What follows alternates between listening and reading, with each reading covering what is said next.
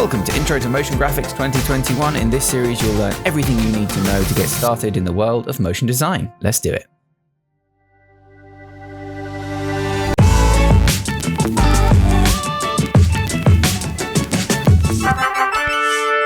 TipTut. Hello everybody, welcome back to TipTut and welcome to Intro to Motion Graphics 2021. I'm really excited about this series.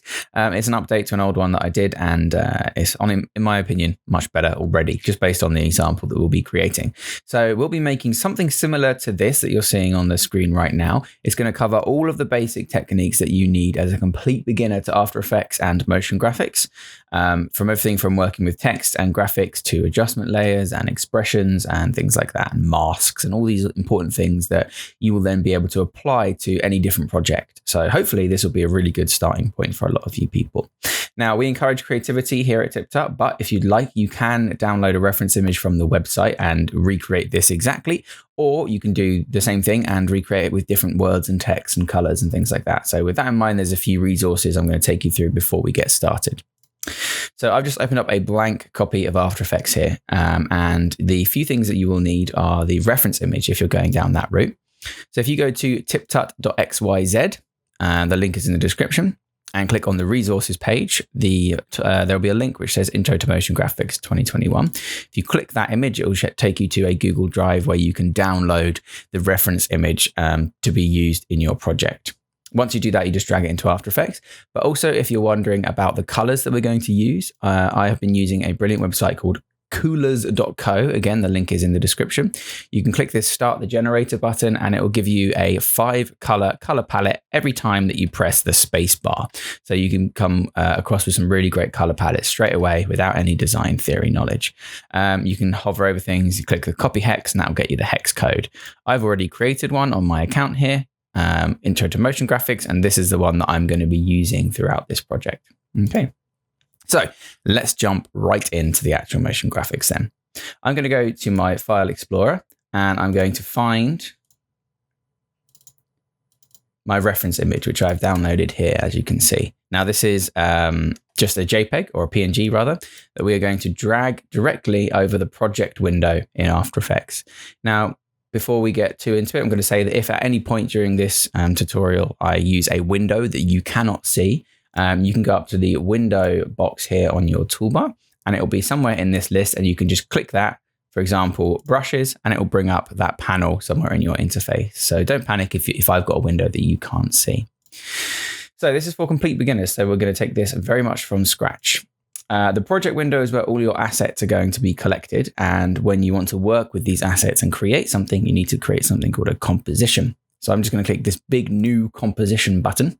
And we're going to make this for social media, Instagram. So we're going to make it square.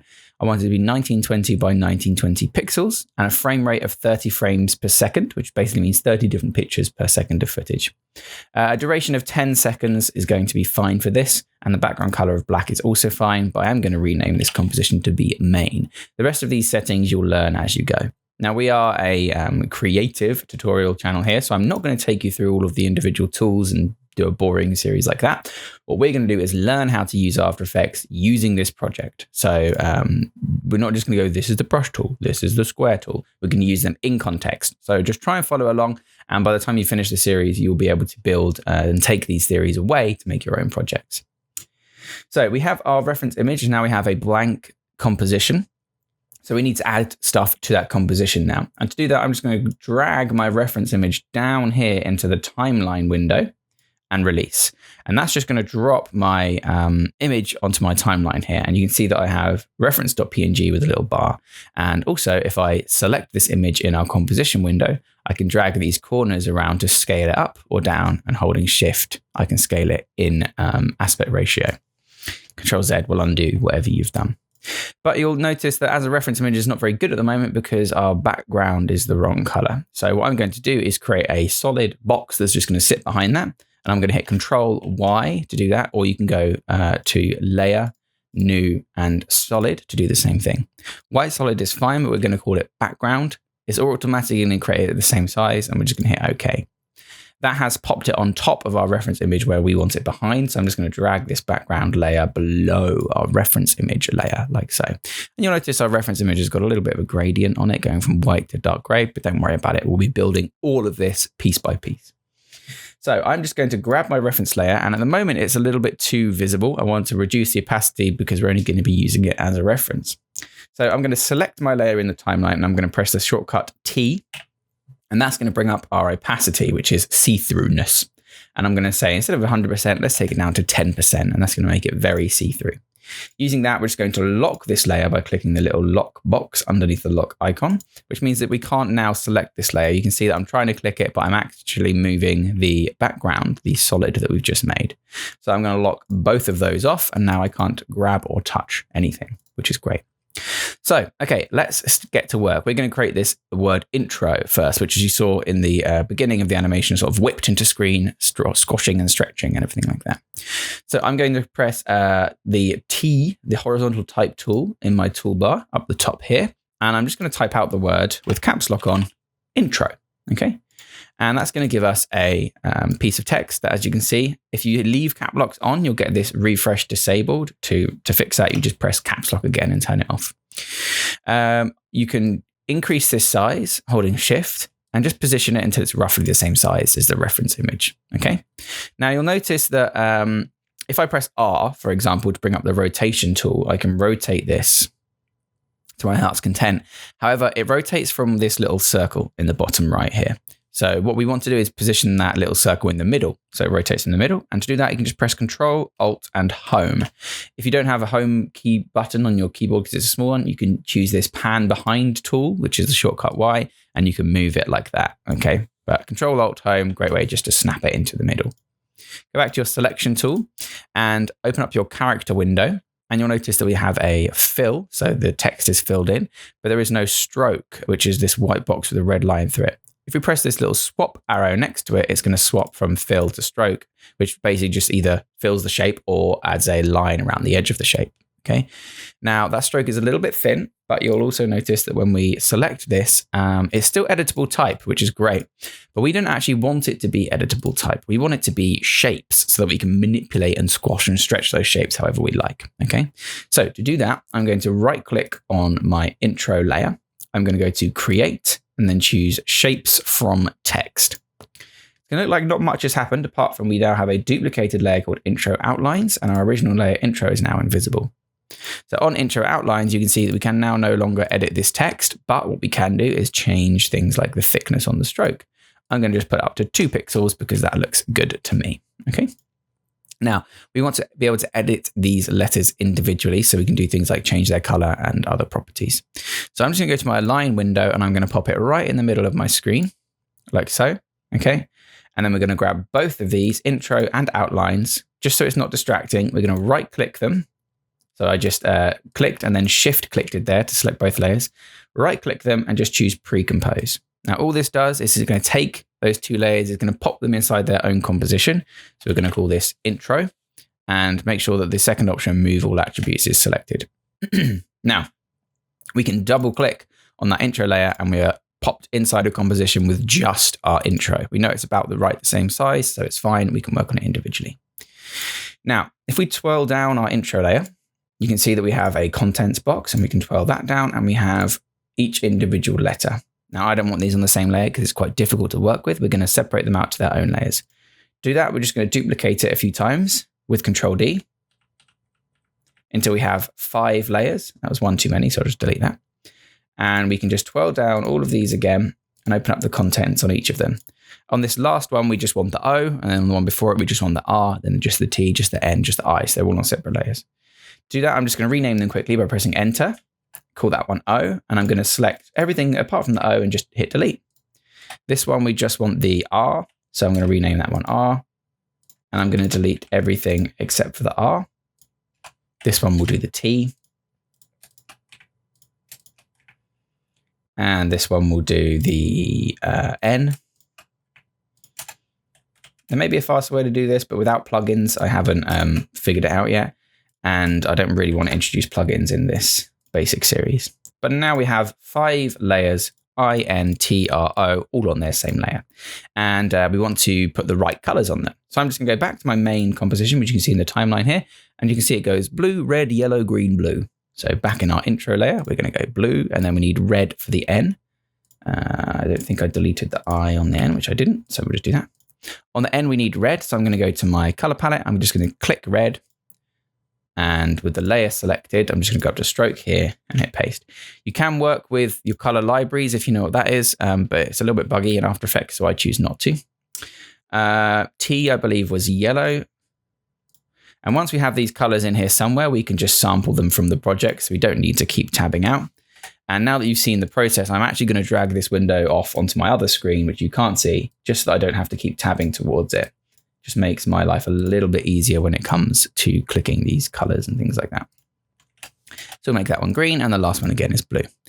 Now we need to start working on these shapes, but as you can see where we split them up, the anchor points are all the way in the wrong places. So I'm just going to select all of these layers by dragging a box, Control-Alt-Home as it does before, and that's going to pop our anchor points right in the middle of each of these, which is great. Okay, so the next step is to animate these characters. So we want to animate the position of these points on these paths, and so they can whip onto screen like so. Now to do that, we're just going to twirl down the eye icon here, twirl down the contents until we get to this icon here where it says path, and there's a stopwatch next to it. Clicking this stopwatch will add a keyframe, which is basically saying at this point in the animation, we want something to change. Okay, so we're going to do that on frame 1, and we zoom in with this little handle here like so. And I'm going to move over to frame 10 by just pressing Control, Shift, and right. So doing that with right and left will move you 10 frames. Doing that without Shift, so just Control, left, or right will move you 1 frame. I'm going to move over to frame 10, and we're going to keyframe again. So this will be its ending position. Okay, so we now have a start keyframe and an end keyframe. And we want a keyframe somewhere in the middle. I'm going to put it at frame 4, like so. Okay, so now we have 3 points where we want our key positions for our shape to be. If I go back to my first frame then, I can just click and drag to select all parts of my path. Now, this is important that we're editing the path at the moment. If I select my layer and I get this bounding box with the anchor point in the middle and the 9 dots around it, that's wrong for this point. We want to select this particular keyframe to give us the path elements so that when we move it, we are moving the path and not the shape itself. Now I'm just going to hold Shift and drag this guy up off screen, like so. And then I'm just going to select just the 2 top pieces here, and holding Shift, I'm going to squish him down into a little rectangle. So now we have a little rectangle that as we scrub through is growing into a big rectangle, okay? But we want this to stretch as if it is like whipping very fast. So we're just going to select just these top 2 keyframes again, but this time on our 4th frame, and holding Shift, we're just going to drag them off screen. So now we have a very long, very thin eye. So we've got a whipping into position like that, boom, boom, which looks pretty good. Apart from it looks pretty like static and not very interesting at the moment because all of our keyframes are linear, which means there's an equal amount of movement between each frame, which just doesn't look good. That's not how things move in the real world. So to fix that, we're going to add some easing to our keyframes. I'm going to select all of these keyframes here, and I'm going to press F9, which is just basically a very simple way of adding easing. You can do the same thing by clicking right-click, Keyframe Assistant, Easy Ease. Now what this does is, it'll just make it start and end a little bit slower, and you probably won't be able to see much of a difference at this point. If you select these keyframes again and press Control whilst clicking them, they'll go back to their original form, and I'll show you this original form so that we can understand how it changes when we add easing. If you click your graph editor here, like so, it's going to take you to the same keyframes, but just with a graph view as opposed to a keyframe view. And it should look like a flat line. If you're on the value graph, for this, it will look the same, but sometimes it might look different. So you want to make sure you're on the speed graph, okay? And we've got a flat line because, like we mentioned, there is an equal amount of movement between each frames. If we select these and press F9 and go back to the same view, it looks like an M now because we've changed how much it moves during each frame. The more vertical this line is, the faster the movement. The more horizontal this line is, the slower the movement. So we can see now that it starts off with not a lot, goes into a lot of movement, and then settles in to slower movement towards the end. But it still doesn't look terribly realistic, okay? We want this to whip really fast into position, squash and hold its position when it hits the ground, and then speed up again as it bounces out of it. And you can edit that really simply by just dragging over the points of this graph here, this middle graph, and using these handles to pull your lines. Now, if vertical means fast, it's going to whip in really fast now. You can see the difference between that and that. Way loads more difference, yeah?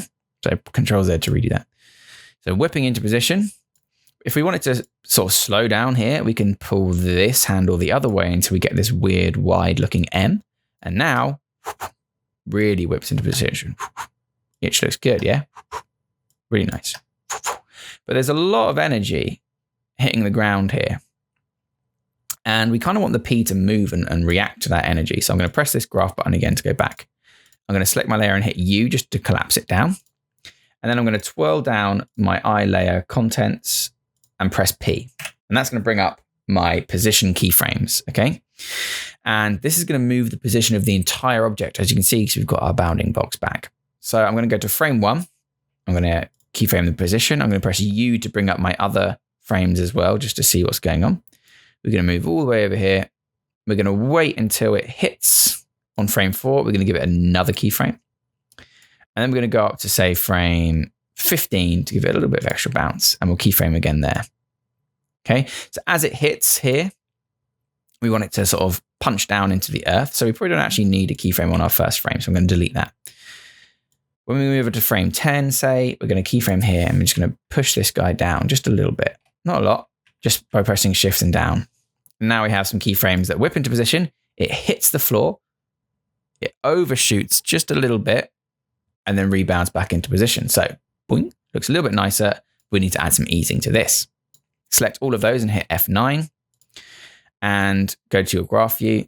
And we kind of want it to really rocket in with the same speed. So we'll do the same shaped M. Let's see what that looks like. Nice. Yoop. Yoop. Yoop. That looks good. However, there's this little bit of slowdown, which doesn't look good. It kind of like hesitates before it hits. So we're going to grab this first frame here and we're just going to drag that all the way out so that it's coming in with full speed. Yeah. Boom. Nice. And we'll just see if we can't get this keyframe to do the same thing. It's whipping in. Bosh. It's hitting the ground. It's going full speed already, which is great. And then it whips back into position. So let's look at that. Boop, boop, boop. Very nice. Boop, boop, boop. Boop, boop, boop. Wicked. Okie dokie. I don't like it going that way though, so let's grab these keyframes and see if we can't push it the other way. See what that looks like. That looks a bit nicer.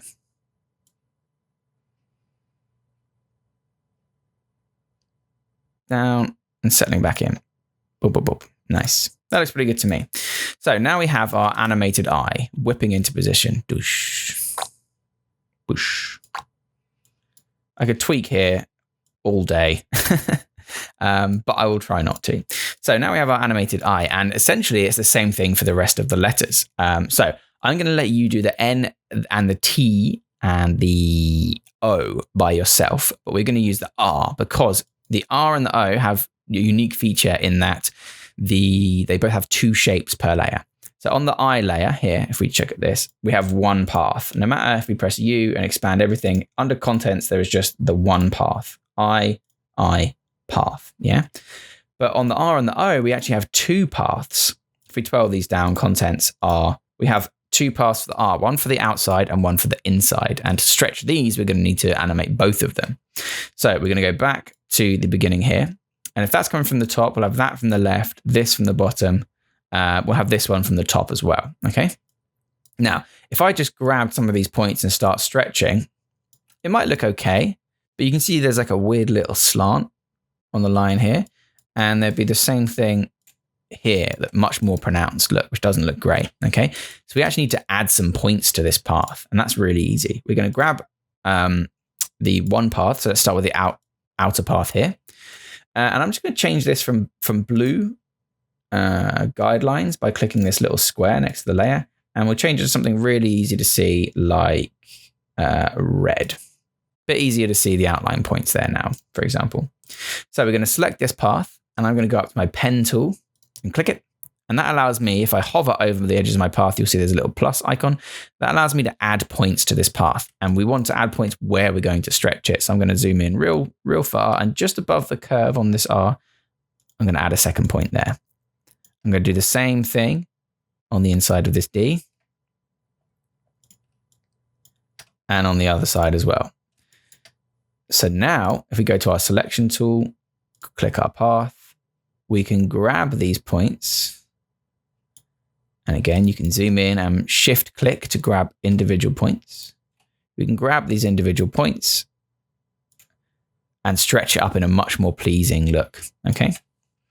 So we're going to do the same thing here. We're going to keyframe both of these paths, press U to collapse everything down. Go to frame 4, keyframe them again. Go to frame 10, keyframe them again. Okay. Now we know that at frame 1, we want the whole shape to be off screen. At keyframe 4, we want our stretch. So we'll just select, we will just select our relative points, shift clicking them.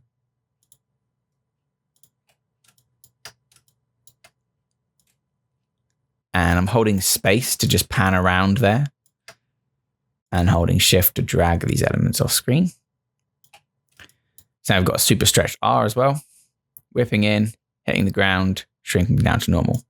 Now that we've got both of these paths, we need to select all these keyframes, hit F9, go to our graph editor, and in the middle, we need to adjust to get our M shape, and very nice. Boink.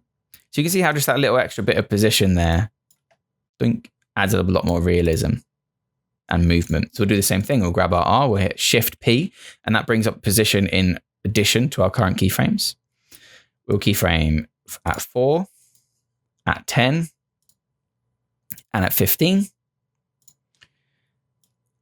And we will adjust their position. So at frame 4, nothing. At frame 10, we want it to jump down a little bit. And let's try and line it up roughly with the amount that the eye dips to, because it's moving at the same speed and position.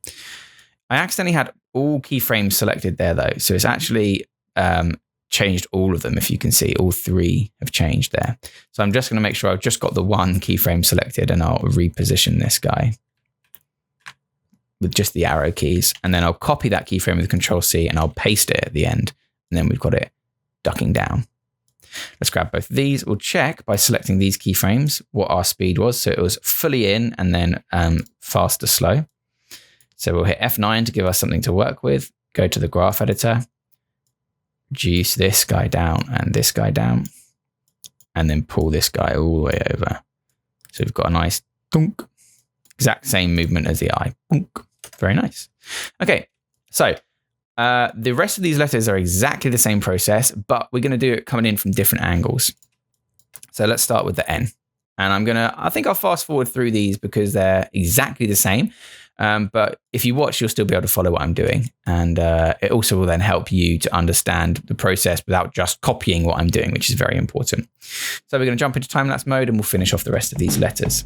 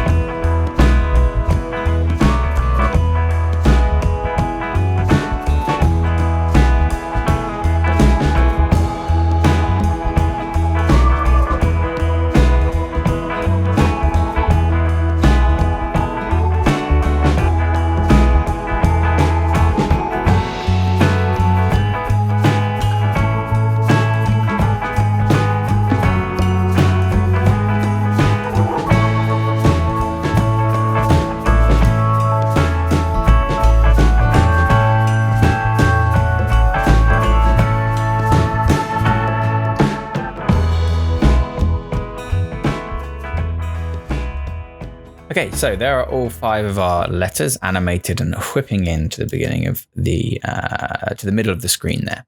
But they're all coming in at the same time, which doesn't look great. We want them to come in sequentially. So to do that, we're going to use something called a sequencer. And we want to trim our layers so that they sequence to the amount of time that we've trimmed them. If you don't know what that means, then don't worry, we're about to find out. So, for example, if I want these to take, say, 5 frames to pop in, we're going to go to frame 4, select all our layers with shift-click, and press Alt, close square bracket, or right square bracket. And that will trim our layer at frame 5, which means that all our beautiful animation just disappears, but don't worry, we'll get there. Select I first, and then shift-click O. And then right-click that and choose Keyframe Assistant Sequence Layers. With no overlap, just hit OK. And that will basically place them one after the other at the point where our layer stopped. And if we zoom out again, we can drag the end of our layer to bring back our shapes all the way to the end of our composition. And now they start one after another and pop in and look much cooler. Boom, boom, boom, boom, boom, boom, boom. Very nice. Okay. Now, the last bit is the T that spins in and flicks the intro word up. So we're going to do that now before the T actually comes in, and then we'll use that as a way to sync things up next episode. But we now want to control all 5 letters at once, and adding a load of keyframes for position, rotation, etc., etc. To each individual layer is very cumbersome and very difficult to change later on. So we're going to introduce something very important called a null object, and we're going to use this null object to control all of our letters. Control, Shift, Alt, and Y will add a new null object, or you can go to Layer, New, Null. And you can select this null object, and what it is an invisible layer, an invisible controller that you can use to control other things. So I'm going to reposition it to the top left of my eye, like so. And just to help with issues of scale and reference and things like that, we're going to stretch this until it covers our layers. Doesn't have to be super accurate. Like that, okay? Now we've got a box surrounding all of our layers, just for us that when we come to rotate and maybe scale things later on, we get a relative scale. So I'm now going to grab all of my layers and I'm going to collapse them down to make it easy to see. But you'll notice next to each of these layers, we have a little thing that looks like a spiral. And this is like, it's called a pick whip, and it's like a piece of string. And we're going to tie one of our layers to our null object layer. And what this means is wherever our null object moves, those other layers will follow. And this concept is called parent and child. The null object is your parent, the other layers are your children, and the children follow the parent. So with all those layers selected, we're just going to grab this little pick whip tool and drop it over the name null1. And you'll notice all these parents and links now go to null1, which means that if I select my null layer and move it, everything else moves with it too, which is great. Okay. So I'm then going to hit P and R, P Shift R to bring up position and rotation keyframes. And at the point where our O stops moving, which is at 1 second and 5 frames, I'm going to keyframe both of those. Okay. We want to rotate from the middle of our shape, and our anchor point is in the top left. So on our null object, we're going to hit Control, Alt, and Home, which is going to position it in the middle. I'm going to go over, say, maybe 10 frames for now, but we can edit it, it doesn't matter. We're going to keyframe again, and we'll go over another 10 frames, and we'll keyframe again on both of those. On the middle set of keyframes, I'm just going to shift it up a little bit, maybe that much, and we're going to rotate it to, say, 3 or 4 degrees. Not a lot, just a little, okay? And what this basically looks like is our shapes come in, it's going to leap up as a team, and then slam back down into the earth. But as you can see, linear keyframes look rubbish, as you know by now. So we're going to select all of these, hit F9. We're going to do both of them, position and rotation. So you can see we get 2 paths now, one for position and one for rotation. We want it to jump really quickly as if it's been hit by something. So we're going to select both of these points, and we're editing position and rotation here. And we're going to drag that handle away. This handle we're going to drag all the way over to the left. And this one, we want it to slam into position. So we're going to drag that all the way over to the right and all the way over to the right as well. So we get this really extreme bosh, hangs in the air for ages and then slams back down. Okay. So let's look at that. Looks nice. But what I want to do is adjust this rotation so that it jumps in the air, but it starts to tilt back down just a little bit earlier. So to do that, we're just going to move just this one rotation keyframe over. And you'll notice it's going to start to spin just a little bit before it starts to move back down. So, boom, boom, boom, boom, boom, boom, boom. Just gives it a little bit more realism to its movements. I might add another 5 frames by moving these keyframes. I can click and drag them, or I can press Alt left and right to move selected keyframes, and Alt Shift left and right to move them 10 frames in the same way that we navigate. Doing that 5 times will give us 5 frames of movement. And that just lets it hang in the air a little bit longer. Boom. And that will look much cooler when we've got our intro 2, when we get the 2 spinning around and hitting that.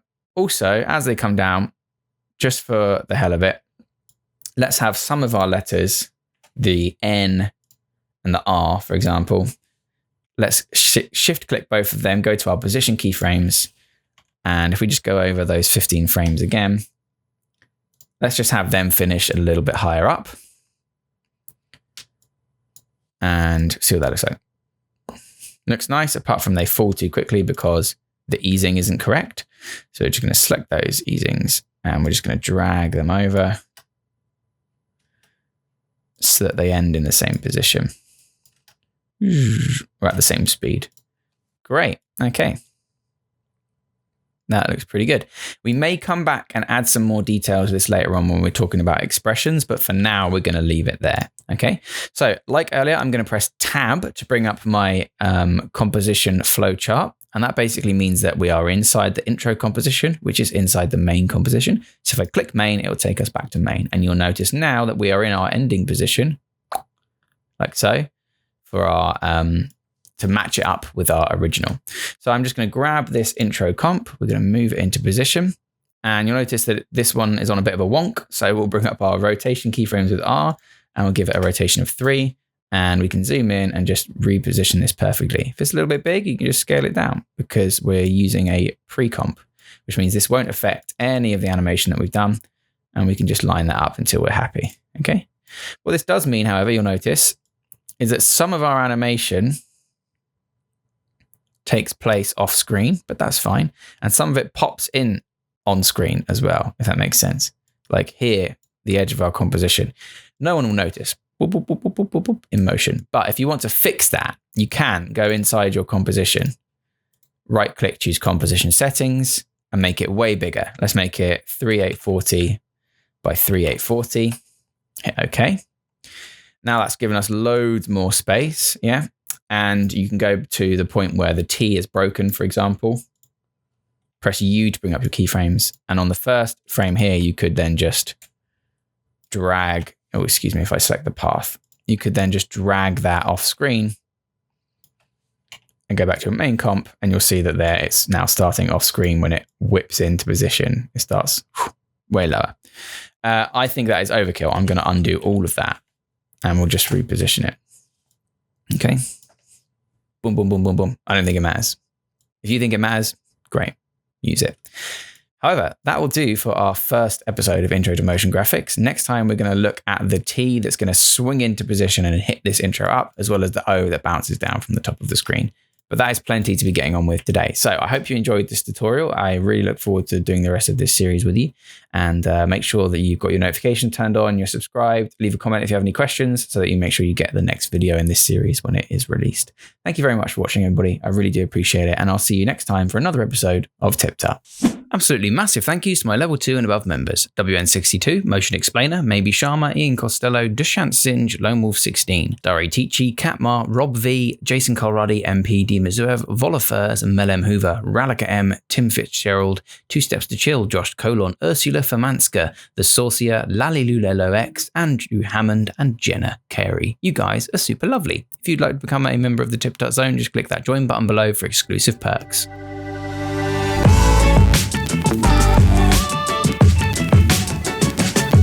Remember to subscribe for more tips, tricks, and tutorials. Thanks for watching.